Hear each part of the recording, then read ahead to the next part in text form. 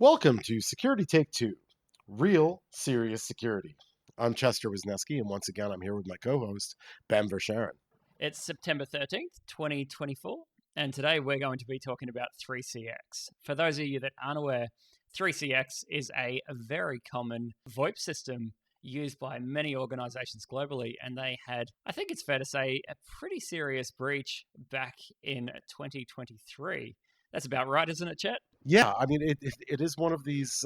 This is one of the most complicated timelines. Certainly, we've tackled. I mean, I realize it's episode 3, so this is not a giant accomplishment. That our most complicated thing so far is episode 3, but this one's a very messy one, timeline wise, and I believe I would. I mean, the timeline actually starts earlier, but specifically to 3CX. Before we unveil the details for those who aren't aware or maybe have forgotten, the initial murmurs of this story began around March 22nd, 2023, and there was a forum post by some customers of SentinelOne, an endpoint security provider, saying that the newest release of the 3CX Windows software client that does the voice over IP was triggering some behavioral detections that it was malicious. And they were asking their colleagues and friends, like, what do you make of this? Like, what's happening, right? Like, this must be a false positive, I think was the assumption. And that led, to a bit of people poking at 3CX employees in the forum because of, like all of us software companies that have forums where we support our customers generally have employee representatives in them as well. And there was a bit of debate going on about what to do. Yeah, this forums post is actually amazing. And I should say, this started from one of our listeners sending us the link, Michael, saying you need to read this and do an episode on it. It's mind-boggling to just read because from I think it was March 22nd, the first post began to say, hey, I think it was SentinelOne is detecting this as malicious. Can someone please provide some commentary on it? And what I actually find interesting is this forum post, and it's going to be in the show notes. People straight away jump to the conclusion that antiviruses cause false positives. And the recommendation from a lot of the users, I should say not people from 3CX, was to just start whitelisting processes and services in your antivirus software to ignore or completely avoid the detection altogether, which to all of our listeners out there, I would say do not do without further investigation first, as we discovered during this. Yeah, it's an interesting point. I mean, we're not here representing our employers, but on the other hand, endpoint security software has evolved a lot over the years, and the type of false positives that you may or may not get, and certainly back in the 1990s when I was certainly beginning a lot of my IT career, it wasn't uncommon that there were false triggers. The products were a lot less sophisticated than they are these days, and there's still false triggers. I mean, this is not an unusual thing to occur. But to your point, the method of trying to verify whether it might be malicious or not was a bit misguided, in my opinion. In that one of the forum posts, I think in the second page that I read, said something like, oh, I went and looked on VirusTotal and it had, 0 of 42 detections or this kind of thing. And there's a big misconception, I think, amongst security professionals that VirusTotal is a way to determine whether something's actually malicious or not. Not only, of course, are there malicious pieces of software that all security vendors don't detect, more than that, VirusTotal by its very nature is stuck in a world of static analysis, meaning it's looking at a file and trying to determine whether bits and bytes in that file or patterns in that file match a particular thing that a vendor might have marked as malicious. Whereas the SentinelOne detections that were causing people to ask these questions were dynamic detections. These are things that happen when you execute a file on your computer and then it causes some behavior to happen.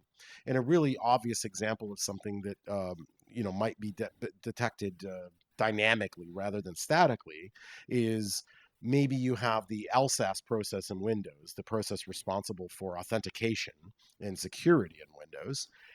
Maybe it suddenly launches a command prompt, cmd.exe. Well, a human being looking at that instantly goes, well, that's a bad behavior.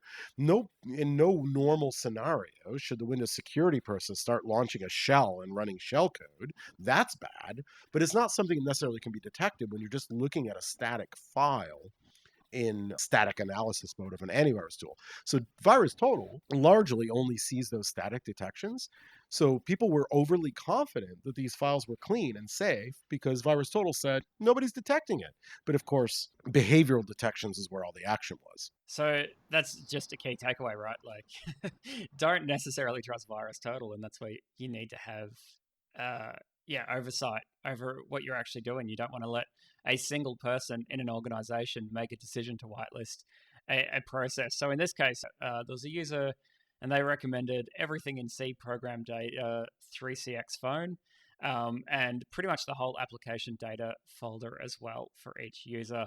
And it was surrounded by stars, which is pretty much a wildcard to allow any drive that includes 3CX. So it was very liberal when it came to the exclusions. Like, this goes on, and this is the thing. This breach was significant, in my opinion, and it really was like 9 days of a lot of activity. And I did rant a little bit in previous episodes about communication, and I don't want to upset anybody at 3CX, but I think one of the issues here was that 3CX, although this forum post was going for, like, started on March 22nd, they didn't actually have anyone from 3CX post up until, I think it was March 29th, 30th, actually, sorry. Actually saying, yes, it's true, there is actually an issue with one of our builds, and we're remediating it. The fact that people were left in the dark for 8 days, Chet, obviously was open for speculation, right? Yeah, I mean, it wasn't great. In fact, there were even 3CX employees in the forum post that we were just referring to, reassuring people that this must be a mistake. And, they were encouraging people to contact the security vendor to complain about the detection, which sounded like perhaps they weren't owning the responsibility for clearing it themselves. And that wasn't great either. The 8 days wasn't great. And I guess to me, at my stage in my career, I look at everything as a risk management decision. And to your point about the whitelisting and even 3CX's behavior, all of this was poor risk management, right? The really updating your voice over IP client on your Windows endpoints when your security solution is telling you that it might be malware seems like an unimportant upgrade. Like, it's not something that, unless your phones are literally not working and your customer support personnel can't take phone calls, you could easily defer an upgrade to that piece of software until you're able to get a clear resolution to your concerns around the safety and security of it.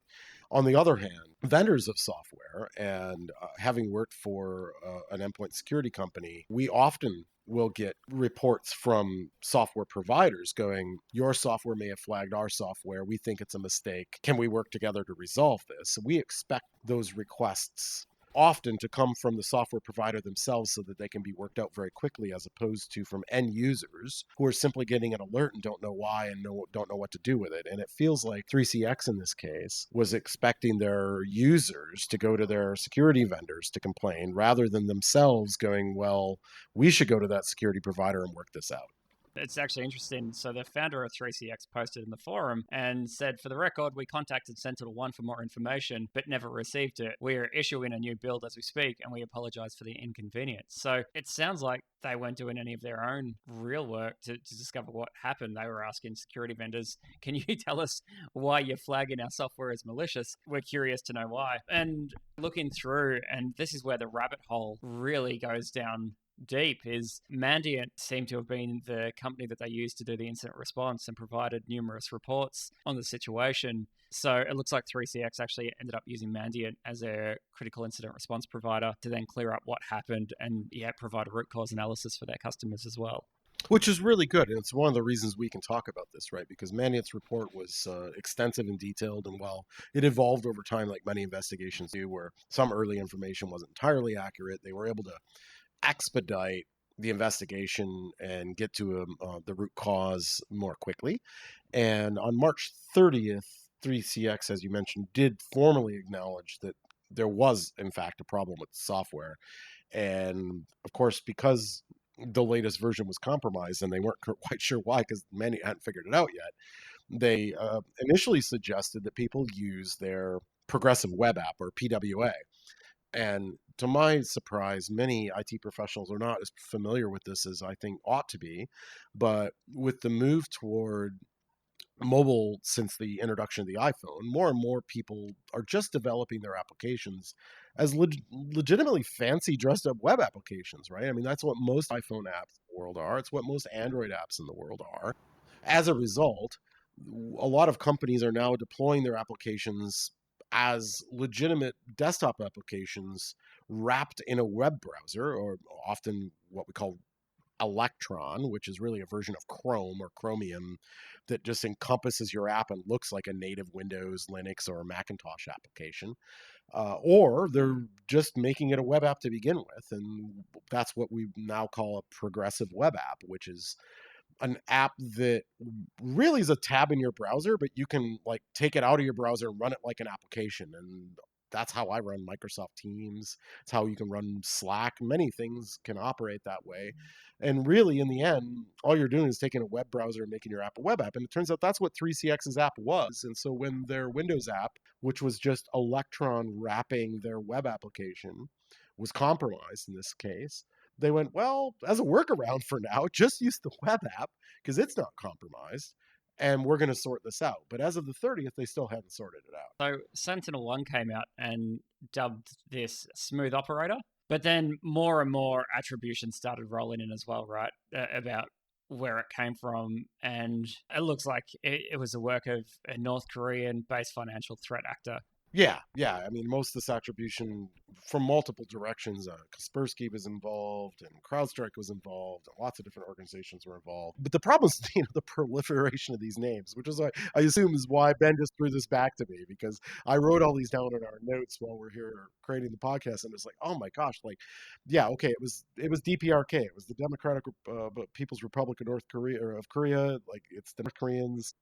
But some called it Velvet Kalima, some called it Kimsuki, some called it Emerald Sleep. CISA in the United States refers to it as apple Jews, and the investigators themselves at Mandiant refer to them as UNC 4736.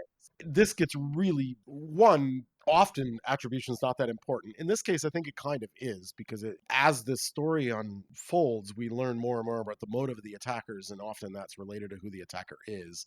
And it certainly does appear to be North Korean based. But I kind of like the way the United States Department refers to this as apple Jews, because it's kind of a generic term that they use for the threat actors from North Korea that are targeting cryptocurrency and fintech organizations. Like, there might be 3 groups in North Korea doing this, there might be 8.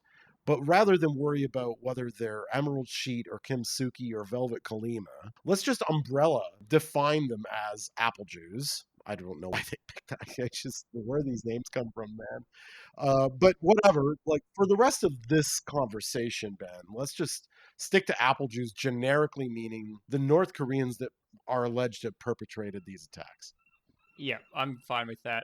It's actually worth noting, like you mentioned fintech and threat actors. I would actually say that this whole attack was a missed opportunity for the threat actors, or in this case, Apple Juice, to actually do some serious damage. Like, obviously, Sentinel-1 and then other vendors as well also picked this up as malicious. But they managed to infect a huge amount of 3CX's customers, but they never really seem to inflict, from any reporting that I can find, any actual damage to those organizations. Well, yeah, I mean, Kaspersky reported that approximately 600,000 computers were infected through the 3CX software download. Yet they only found 10 that ultimately had a malicious infostealer payload that was deployed to them. And And so, CrowdStrike reported about 950 affected customers. Didn't say how many total desktops, but they said sub 1,000. So we've heard 600,000 to 10. It's quite broad ranging. yeah, I mean, but the point is, like, lots of computers were impacted by the potential for this to have affected them, to your point a moment ago. Yet not many of them got a payload that was truly malicious deployed to them. And this harkens back to me to the CCleaner compromise a few years back. There was some ASUS tools that were compromised a few years back. And in almost all these cases, it's like millions of computers got the affected, the potential to be compromised by having malicious code deployed to them. But then a very small subset, for a specific reason, were targeted by the attackers. And then as you go through and actually look at the compromise, so what was actually going on the malicious client, there's actually a lot going on that was interesting. So, like Sophos reported as part of the attack that there was DLL sideloading from FFmpeg. So, FFmpeg, for those of you that aren't aware, is a very popular open source library used for audio manipulation and changing. It's fantastic. In Obviously, fact, it's used by FFmpeg is used to produce the MP3 of this podcast. there you go. A good plug for FFmpeg. And I dare say it was used by 3CX as part of their audio processing mechanism. So the malicious actors, when they infected the client, was sideloading a malicious version of FFmpeg as well. So the actual 3CX client was still completely and fully functional. It just had malicious code being sideloaded, which was interesting. And then the other thing that was discovered, and I think it was Kaspersky that called this one out, was the icon stealer from GitHub. So essentially, there was encrypted command and control commands hosted on GitHub, which then the endpoints were reaching out to say, "Hey, what do you want me to do? I'm now running on an infected endpoint. Tell me what to do." And it was reaching out to GitHub. And what I find really fascinating by that, Chet, is that I would be surprised if any organization is blocking GitHub or would treat any traffic going to GitHub as malicious. So it's actually a very clever place to store command and control traffic. And the reason why I say that is, if you're in an enterprise and suddenly you saw traffic, say, going out to Pastebin, you would say, well, I don't think anybody in my organization should be using a service like Pastebin. Maybe I'm going to investigate that, block it potentially on all of my endpoints, because it is typically used for either just dumping text or for malicious purposes. When something like GitHub that stores so much legitimate software and is used in any organization, I would dare say, or 90% of organizations that develop software, having traffic go out to GitHub doesn't even look abnormal at all. So putting these encrypted icons on GitHub and having the client reach out to there to then get its C2 commands is a really great strategy. I wonder if we need to put a pin in that and make a separate whole episode about that, because I was at an event hosted by IDC a couple nights ago, and in talking to a lot of IT colleagues at that event, one of the things that was raised was Microsoft telling people to tell their security products to ignore OneDrive and SharePoint and GitHub because they're operated by Microsoft and they're entirely safe. And I think it's a thing that organizations do. And that hiding in plain sight is in fact what the criminals are doing. There's nothing better to abuse than Dropbox or Gmail or Office 365 or GitHub, because that's in fact the very place that you're expecting traffic to be going. And that's, a very complicated thing for IT teams to have to deal with. But it's probably beyond the scope of this podcast. But it is certainly interesting that in this particular case, that was an abuse that we observed. And in Mandiant's reporting, if people want to look into this further, the malware that was dropped was called Sudden Icon, and Sudden Icon connected to GitHub to grab these encrypted icon files, which resulted in a payload being deployed called Icon Stealer, which brings us back to fintech and cryptocurrency, which is clearly the motive of these attackers. And in this case, Icon Stealer was there to steal passwords from browsers like Chrome, but not just passwords, also cookies. And however you feel about cryptocurrency, which might also be another episode we could have, Ben, because I have very strong feelings about cryptocurrency. But whether you think it's a good idea or a bad idea, the reality is many people have large sums of money in their cryptocurrency and often use multi-factor authentication to protect it. They may not use the best multi-factor, they may not use it properly, but they do use it, which makes it more difficult to compromise their accounts. And if you're looking at stealing cryptocurrency from people or compromising cryptocurrency exchanges, you're going to need to bypass that multi-factor authentication. And the cookie monster is there to consume those cookies, to try to exploit them before their expiration dates so that you do not need to use multi-factor authentication to steal those cryptocurrency tokens. So we know what the purpose was. It was all financially motivated, right? Let's try and compromise all these 3CX customers. Okay, allegedly.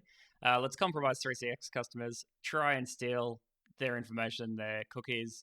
That way we can get into accounts and hopefully execute a financial transaction. Or, in saying that, if you've got a device's cookies, or a user's cookies, I should say, there's a lot of damage you can do outside of that. So if the threat actors maybe had a little bit more runway, if we didn't have these initial detections from, say, Sentinel-1 to flag that there was an issue in that build, the actual outcome from this could have been quite catastrophic. There could have been a lot of flow-on effect. Absolutely, and we've seen cookie marketplaces for years. Beginning with starting to target gamers, where they could steal other people's online personas in massively multiplayer online role playing games, and steal their magic swords and their outfits and stuff by compromising people's accounts, all the way on down to selling access to Slack and other corporate messaging accounts to allow further compromise, like we observed with Scattered Spider. That really brings back this whole topic of seems to be financially motivated. So if we go back to the very beginning of the attack, Chet, and we look at how 3CX was actually compromised, which is probably the burning question of, okay, well, 3CX's customers got compromised through these bad builds, and nothing too catastrophic happened thanks to some early detections from antiviruses and people doing investigation prior to 3CX treating it seriously. How did 3CX actually get compromised? And that comes back to a piece of software called Xtrader, which was abandoned back in 2020 and was used by someone at 3CX. And that looked like it had been compromised. It almost looks like you and I have been burying the lead here, which is the really interesting part of this whole story, is that there's a chain of supply chain attacks. Like, clearly 3CX's customers were impacted through a supply chain. Their provider of their voice software was compromised to introduce potentially malicious code in their environments. But the reason that got there was that 3CX was a victim of an attack on trading technologies. And the trading technologies attack goes back almost probably a year and a half almost earlier, certainly 15 months anyway. And that Google Tag, the threat analysis group at Google, which is independent of Mandiant but is related as part of Google's security team, they had discovered a behavior by Applejuice again, our crypto seeking friends from North Korea, where they had a 0-day in Chrome that they were using in an exploit kit. While that exploit kit began being used in January of 2022, it eventually expanded to more websites. And one of the websites that was compromised was a company called Trading Technologies. In February 2022, a hidden iframe was inserted into their webpage that infected every victim with some other undisclosed malware. Google never said what it was, so it's possible it was related to the malware that was used at 3CX, but we don't really know. But it's clear that the target were fintech and cryptocurrency organizations using Trading Technologies Xtrader software that is used for financial transactions, often preferred by cryptocurrency traders. Then later we find out that that's in fact their downloadable Windows FAT client, if you want to call it that, Xtrader, their software for Windows that allows you to take advantage of their platform, was booby trap that got into 3CX. So it almost sounds like 3CX was an accidental victim. So that the target victims were fintech and cryptocurrency companies using Trading Technologies software originally by Applejuice team. And then when they noticed that one of the victims happened to work at another software company, 3CX, they then compromised their build systems to include a Trojan in their software and a second supply chain attack to seek out even further victims that might be involved in fintech and cryptocurrency trading. Which is honestly kind of cool. Like, Also if kind you're of a bugging. yeah, exactly. Yeah, sorry, I hate to give kudos, but to Applejuice, but it is pretty incredible. Like, if you're a 3CX customer and had a detection, you're the victim of a double supply chain attack. And this Xtrader app, like Kim Zeta did some really great reporting on her blog about it. She reported that 97 people had downloaded the infected version, so it's not too many, if that's to be believed.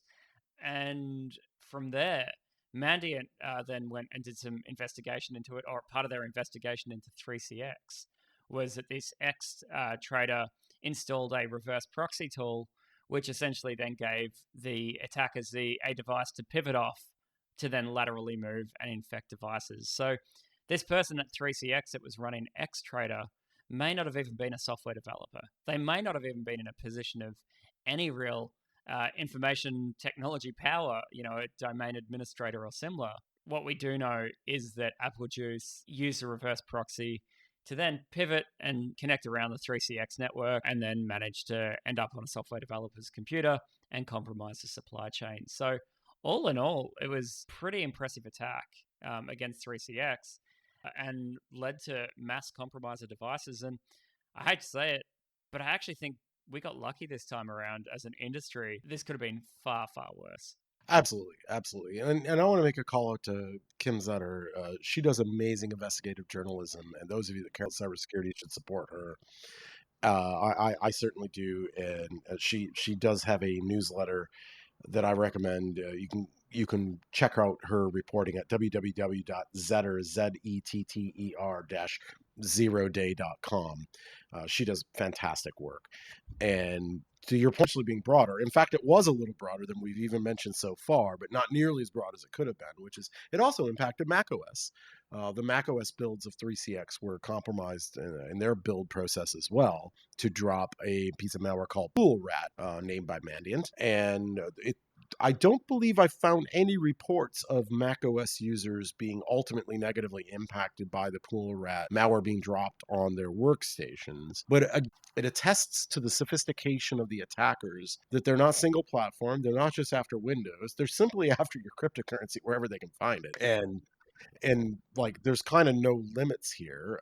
And of course, I mean, I'm projecting a bit here, but wealthier users and more sophisticated users are also associated with using Mac OS computers often, and you'd be foolish to neglect them in targeting them for malicious code. And Pool Red had previously been discovered in other attacks attributed to apps having trojanized the Coin Go Trade app for Mac OS as well. So Mac OS users are certainly not excluded from having their cryptocurrency stolen. Absolutely. And it's often forgotten when we talk about malware, right? Because malware is so prolific on Windows. Not having a dig at Microsoft here, but that's the truth. When the fact that the fact that Apple Juice thought it necessary to try and get both Windows and Mac OS infected is, I'm going to say, typically abnormal for threat actors to do. It means that there's at least some knowledge in their organization about Mac OS, which is interesting. So Ben, we've had a pretty good chat about this, and it's a rather complicated tale. So I hope we haven't spun people's heads around too far. I know My people head's listen to hurting. Yeah, well, exactly. I mean, like a lot of people listen to podcasts to relax when they're on their commute, when they're jogging, getting their exercise in the morning, and it's like this is a bit all these names: Pool Rat, Sudden Icon Stealer.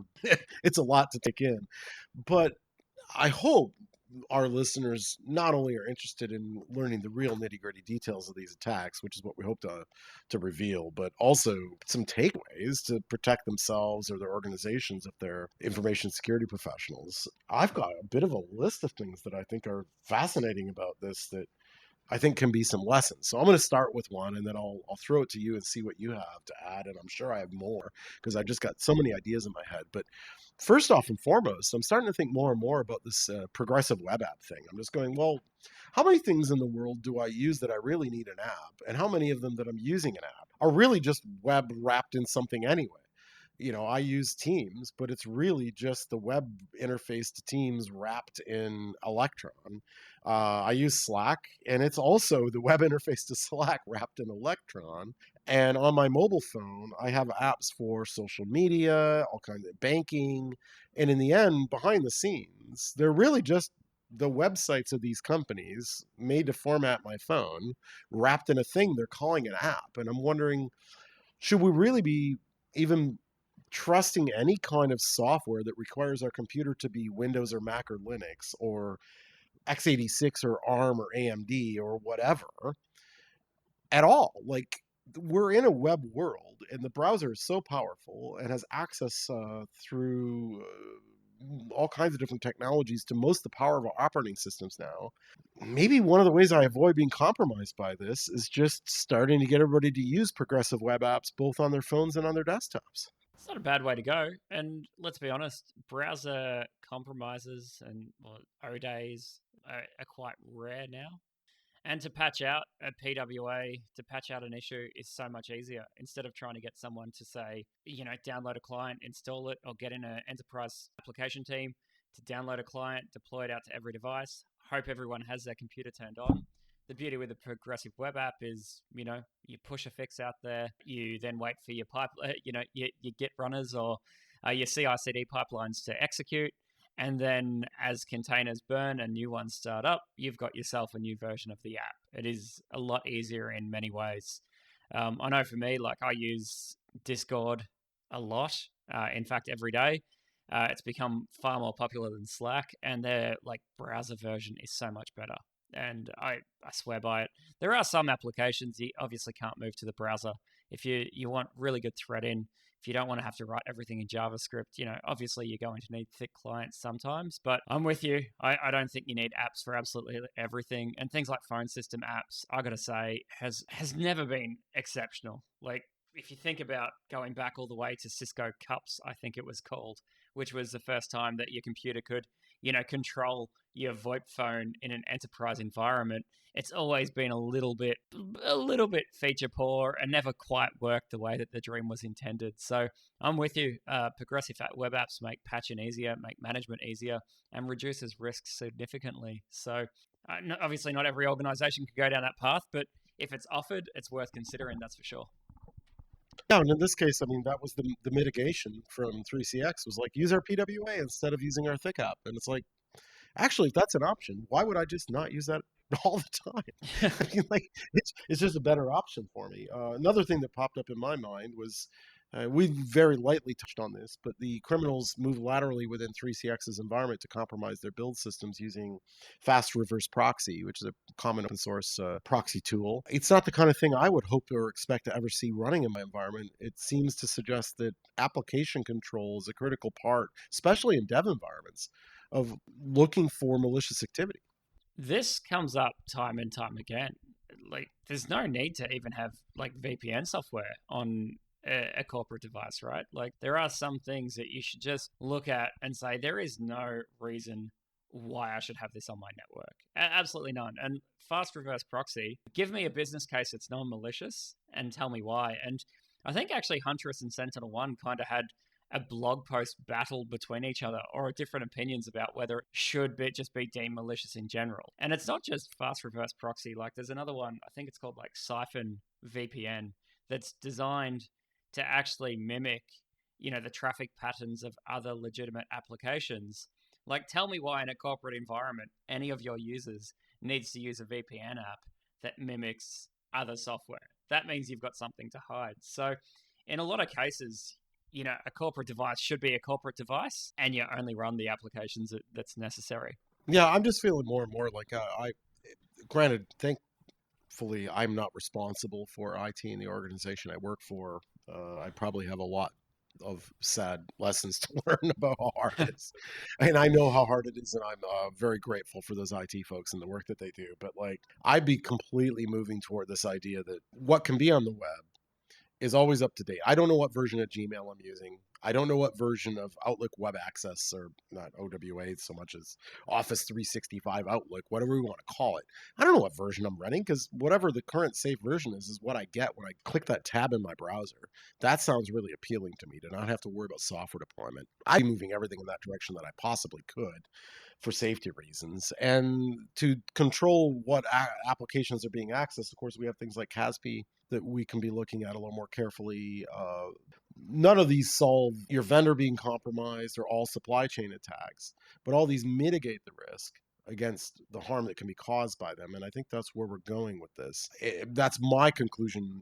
I don't know if you have any other lessons to add, Ben, but my conclusion on this is vendors can always be trusted. Supply chains are not perfect.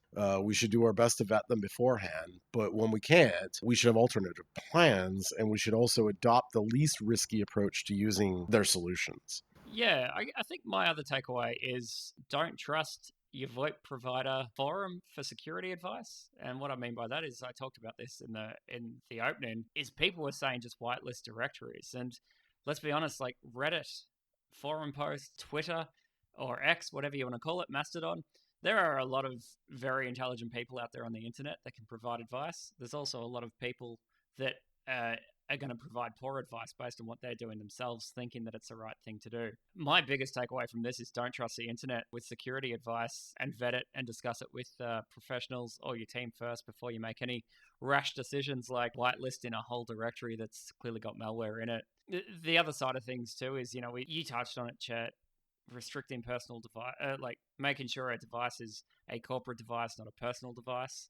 It has got harder since the days of COVID and people working from home. And I'm really empathetic to IT organizations there, where that the work device is now a blurred line between, well, it sits at my desk all day, it kind of is a personal device as well. But when it comes to protecting job security, the organization and the people that you serve, so your customers, maybe we do need to start getting stricter again. I feel like, based on enterprises that I speak with, that the mid 2010s, we started to get strict and strict and strict again. COVID happened, people started working from home. All of a sudden, devices, some weren't even domain joined or were just Intune enrolled. Suddenly, we got a little bit more lax again. And now, based on what we're seeing threat actors do, remembering this only happened a year ago, we really do need to start looking at tightening a corporate device and treating it as such. I'll talk about this just quickly. Let's reduce who has administrative privileges on a device. As someone that's done penetration testing before, lateral movement is so much harder when when you've got a low privilege shell, or I should say remote connection to a device. The moment that you find a user's got administration access on a device, it makes pivoting and lateral movement so much easier, and of course compromise so much easier as well. But all in all, I would say that 3CX and their customers got quite lucky with this, and it's been a whirlwind to investigate. It's hurt my brain a number of times, and I think it has yours as well, right, Chet? Yeah, absolutely. And I think the most important, this is one of the reasons I was pushing back to the web, going, now I'm less worried about whether you've got admin rights, all these things, like it's contained in the sandbox in the browser. And where possible, the browser makers aren't perfect, but gosh, it's so night and day. And maybe this is one of the, it's another potential podcast we could have. The folks that are older in their 40s and 50s in particular, where, in their prime time of working in IT, we had to deal with Java and Flash and Shockwave and all these other things that created all these vulnerabilities in the browser. We all got a bit browser shy when it turns out that today, Chrome and Edge and Firefox and Safari are so rare to have a 0-day. And when they do have a 0-day, they're detected quite quickly and shut down. And they're automatically patched in almost all cases. That risk is the exact opposite of what it was maybe 10 or 15 years ago. And we need to rethink. Yeah, it's crazy to think. I think it's Trend Micro that they used to run the 0-day initiative. And Yeah. if you look at how much effort is involved to, say, do a browser escape or to actually do like a 0-click browser O-day, like the chaining of vulnerabilities and the exact, like every year you see it, it gets harder and harder. It's more vulnerabilities that are chained together. It also requires a specific use case or run condition in order to get it triggered. And I can't believe I'm saying this, but browser is almost becoming the safest place in the device. Yeah, it does feel that way some days.